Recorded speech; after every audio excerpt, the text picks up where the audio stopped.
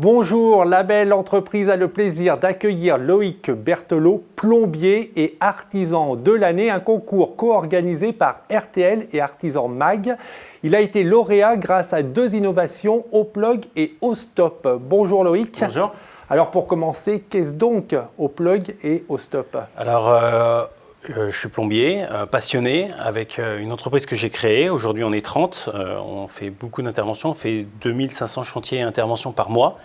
Et en fait, en voyant l'évolution des communications, aujourd'hui, tout le monde s'envoie des messages par téléphone portable. Voilà, il y a beaucoup de communication. On se rend compte qu'on pouvait faire quelque chose au niveau de la plomberie, c'est-à-dire informer en temps réel en fait la consommation d'eau des gens, d'un immeuble, d'un hôpital, d'une école, avec un boîtier. Donc l'idée c'était de se faire ce boîtier que j'ai appelé Au-Plug pour en fait suivre sa consommation d'eau sur son téléphone portable, sur son ordinateur, pouvoir après oublier sa consommation d'eau, même si c'est très intéressant de voir, tiens, hier j'ai consommé 410 litres, tiens, avant-hier on a consommé moins d'eau.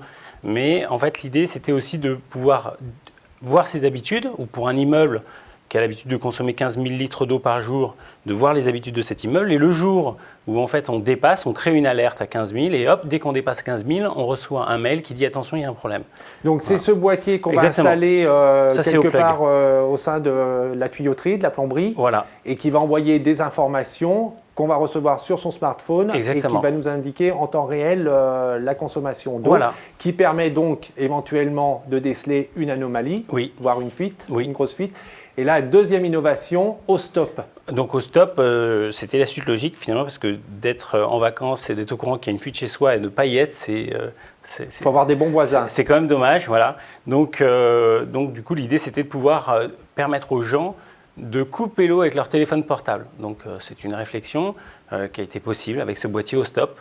Et donc pour un boîtier supplémentaire, vous pouvez couper l'eau de chez vous avec votre téléphone portable ou réouvrir quand des amis arrivent chez vous ou ce que vous voulez. Voilà. Donc je vais envoyer via mon smartphone, ma tablette ou mon ordinateur une information à ce boîtier qui, lui, comme un petit robot, va déplacer la vanne qui me permet d'arrêter l'eau. En fait, c'est un boîtier qui est en relation avec le smartphone, et ce boîtier en fait va actionner une vanne motorisée qui, elle, va s'ouvrir pour réouvrir l'eau du réseau.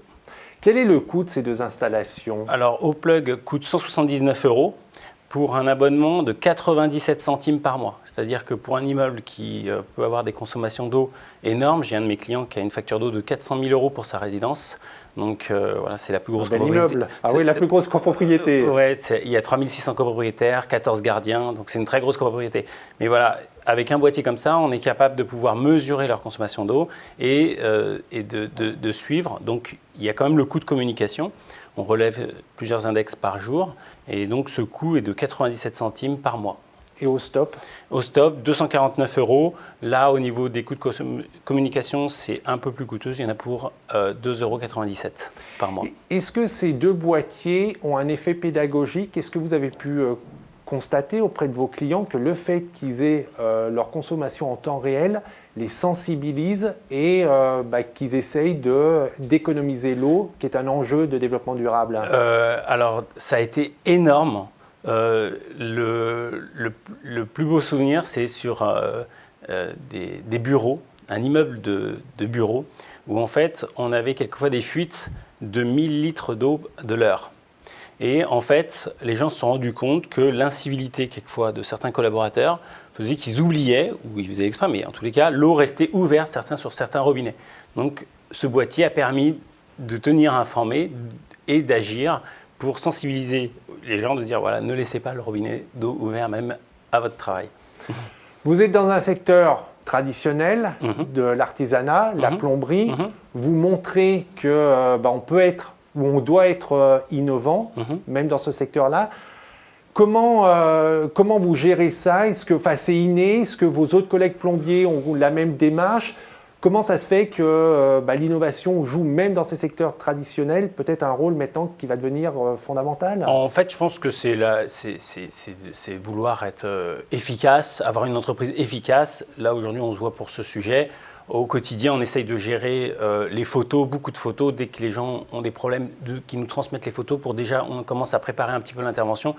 Je pense que je ne suis pas le seul. Il y a plein de gens qui aujourd'hui utilisent leur téléphone portable de façon professionnelle, ce qui fait que ça accélère en fait les temps de traitement. Voilà, c'est la volonté de bien faire en fait.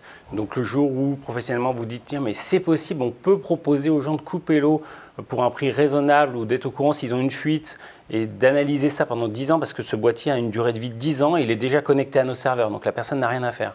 Et en fait, voilà, c'est, je pense, juste une évolution. Voilà, c'est ce que j'allais dire. Pour vous, cette innovation, elle est naturelle. C'est-à-dire que, en gros, c'est même pas de l'innovation, c'est juste être à l'heure de la société. Oui, aujourd'hui, tout le monde. Je pense que c'est une continuité. Voilà, il n'y a pas de. Voilà. Nous, mon métier, je continue à le faire de façon traditionnelle. Tous les jours, on remplace des descentes en fonte dans les immeubles parisiens. On fait des recherches de fuite. Tous les jours, je suis très content de pouvoir sauver des ouvrages qui ont quelquefois 40 ou 50 ans et ne pas forcément avoir besoin de les refaire entièrement. Respecter même les anciens WC, des choses qu'on peut encore sauver. Mais voilà, on peut être conservateur et aussi observer le monde qui nous entoure pour pouvoir être juste efficace. Alors justement, là, on a évoqué 3 choses. En gros, il y a ces 2 boîtiers. Vous parliez aussi de l'utilisation du smartphone pour faire des photos. Comment se manifeste l'innovation au quotidien dans votre entreprise? Quelles sont les autres innovations que vous avez mises en place dans cette société qui, je le rappelle, parce que vous y tenez, est une société de plomberie, de passionnés, traditionnelle, et de 30 salariés? Alors, en fait, on va dire que le tournant s'est passé il y a 5 ans. J'ai le souvenir à un moment d'être... on gérait tout avec des logiciels en fait, d'éditeurs et donc ça devenait impossible. Il y avait des oublis d'avis de coupure d'eau, des oublis de commandes, voilà, il y avait des choses qui n'allaient pas. Et donc, c'est à ce moment-là où on s'est mis à faire un énorme travail, c'est-à-dire qu'on s'est dit, c'est plus possible, il faut qu'on crée notre propre logiciel pour pouvoir être complètement libre de toutes les idées et ne avoir plus aucun frein. Et d'ailleurs, ça, c'est une continuité de notre logiciel. Donc, il n'y a pas une énorme évolution finalement à travers ce boîtier. Et donc, ce logiciel, aujourd'hui, il permet de faire tourner toute notre entreprise, d'éditer les factures, de les envoyer. Voilà, c'est donc un logiciel qui n'utilise pas le papier, qui transmet directement, entre guillemets, à la poste numérique, directement dans un centre de courrier, nos éditions. Voilà. Qu'est-ce qui vous a donné envie d'être plombier ? En fait, c'est, je pense, malheureusement en France... Pourquoi malheureusement ? Eh bien, parce que, en fait, je pense que... Moi, je me souviens encore de mon premier cours de plomberie et c'était vraiment... ça a été une révélation pour moi. Donc, je suis très content d'avoir eu cette orientation, mais on est bien d'accord qu'en France, malheureusement, on devient plombier souvent parce qu'à l'école, on n'était pas au top. Et donc, c'est l'échec scolaire qui vous amène sur ces professions. C'est vraiment dommage. En tous les cas, pour moi, ça a été vraiment une révélation. J'étais très content d'être le jour où j'ai découvert la plomberie, le premier de ma classe, et de pouvoir après bénéficier d'une formation de brevet professionnel qui, après, en 99, m'a permis d'être d'ailleurs meilleur apprenti d'Île-de-France et de continuer comme ça après, de fonder mon entreprise. Mais je n'ai pas compris, vous étiez en échec scolaire quand vous êtes parti sur la plomberie et ça a été la révélation ou bien avant, enfin pendant votre cursus, vous aviez vraiment envie de devenir plombier? Non, c'est l'échec scolaire. La plomberie, je l'ai découvert par hasard. Voilà, je me souviens, à l'époque, vous savez, on vous propose soit de faire de la menuiserie, soit faire de la chaudronnerie. J'avais essayé d'ailleurs de faire de la chaudronnerie pendant 6 mois et le côté usine ne me plaisait pas du tout. Voilà, la relation d'usine. Donc la plomberie, c'est une liberté, pouvoir aussi le retour des clients voilà, qui est énorme, très gratifiant. Voilà, d'aider quelqu'un qui est dans le besoin, c'est toujours très gratifiant. Voilà. C'est le cas dans le métier de plombier. Et au-delà de cette relation client, qu'est-ce qui vous plaît dans le métier de plombier? C'est juste ça, c'est cet aspect. Vous êtes plus que là-dessus, sur la relation clientèle? Non, c'est formidable de pouvoir voir un immeuble en pierre de taille avec des descentes en fonte et pouvoir conserver les matériaux, pouvoir, voilà, tout ça, c'est formidable de pas faire de rupture. Voilà, c'est aussi très agréable de pouvoir transformer un appartement qui est en très mauvais état et pouvoir avec ses mains les remettre en bon état. Voilà, c'est quelque chose de fondamental. Je comprends complètement. En ce moment, on parle beaucoup des cuisiniers qui sont très passionnés par leur métier.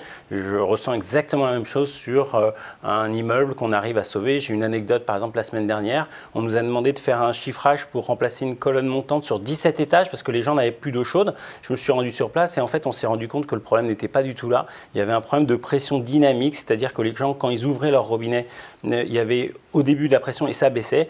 On a tronçonné la colonne par endroits pour passer nos micro-caméras, dont une qui fait 7 mm de diamètre. Ça nous a permis de voir le bouchon. Et donc, en une journée, on a pu régler le problème définitivement. Voilà, ça, c'est le plaisir d'être plombier, car cet immeuble, aujourd'hui, est très content de faire appel à nos services et je pense qu'ils nous rappelleront le jour où ils auront un problème. Voilà.